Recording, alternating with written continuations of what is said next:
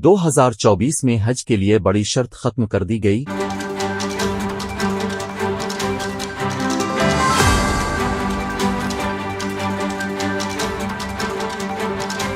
2024 में हज के लिए कोरोना वैक्सीन की शर्त खत्म कर दी गई। वजारत मजहबी उमूर के मुताबिक हज 2024 के लिए कोरोना वैक्सीन की शर्त खत्म कर दी गई है और आज़मीन हज को कोरोना सर्टिफिकेट जमा कराने की जरूरत नहीं। मुल्क में सरकारी स्कीम के तहत हज के लिए दरखास्तों की वसूली जारी है। वजारत मजहबी उमूर के मुताबिक हज दरखास्तों के लिए 15 बैंकों की खिदमात हासिल की गई हैं। हज दरखास्तें 15 बैंकों में जमा करवाई जा सकती हैं। वजारत मजहबी उमूर का कहना है कि सरकारी स्कीम के तहत हज दरखास्तों की वसूली 12 दिसंबर तक जारी रहेगी। आइंदा साल 89,605 पाकिस्तानी सरकारी स्कीम के तहत फरीजा हज अदा करेंगे।